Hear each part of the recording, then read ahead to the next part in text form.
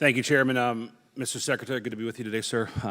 Our Navy Marine Corps team is the most lethal fighting force for good the world has ever known. Would you agree with that? Yes, sir, absolutely. When he was Secretary of Defense, General Mattis would say that the policy decisions made at the Pentagon, made here, should be made in contemplation of ensuring that we have the most lethal fighting force the world has ever known. In general, would you agree with that? I'm sorry, in general, Mr. Secretary. Oh, I'm sorry, I thought you were referring to the general and not in I should general. watch my wording. Absolutely, sir. And of all the things that make our Navy Marine Corps team the most lethal fighting force, we've talked about a few things today. SM-236, shipbuilding, some other equipment, amphibs, and whatnot. But our people, do our people still remain the biggest component to our success? Without question, Congressman. And I'm frustrated because my questions aren't going to be about some of the infrastructure, some of the decisions about where our bases are, and some of the technology we're acquiring, which are rightful endeavors for us to discuss. Admiral, do you remember meeting on the floor of the House 2 months ago or so during the State of the Union? Do you remember our conversation, Admiral? I'll remind you. It was about status of forces agreements. Do you remember who my guest was at the State of the Union?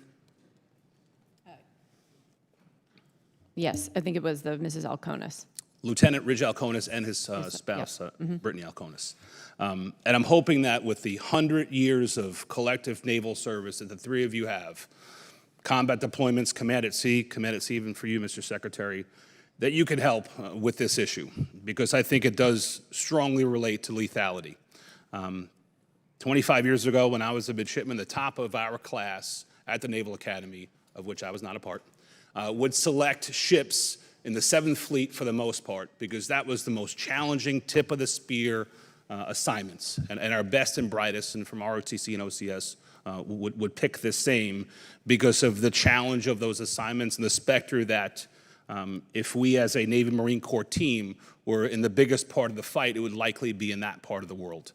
And that was in the year 2000. Now, 24 years later, it's much more apparent that if our Navy Marine Corps team gets called into the biggest fight, it's likely to be in that part of the world. And because of the weaknesses of our status of forces agreement, specifically with Japan, less folks are seeking orders to Japan because they're inferior, our status of forces agreements. In the case of Lieutenant Ridge Alconis, real briefly, while traveling down Mount Fuji with his family, he innocently, because of mountain altitude sickness, lost control of his vehicle, no drinking or drugs involved, lost control of his vehicle, tragically resulted in the death of 2 Japanese nationals. The Japanese took custody of the lieutenant, denied him a right to a translator, denied him any sort of attorney, sleep deprived him, and ultimately coerced him into a confession that resulted in him serving 507 days in a Japanese prison. That outcome would not have happened likely in Korea or any place else where we have status of forces agreements. So my question is this. Mr. Secretary, I realize this is not under your jurisdiction. I realize that status of forces agreements are generally negotiated between the Department of State and that friendly foreign nation. But Mr. Secretary, you are in the business of ensuring that we have the most lethal fighting force the world has ever known, and the specter of conflict in that part of the world is more real than it's ever been. Mr. Secretary, can you commit to working with the Secretary of Defense, the Secretary of the State, and others to ensure that our status of forces agreements in nations like Japan comport with our values, contemplate lethality, to ensure that if our men and women are called into fight in that battle, that they can have the confidence knowing that if they're out in town on liberty and find themselves accused of a crime by a friendly foreign nation, that they have rights similar to what rights the everyday American citizen would have in America?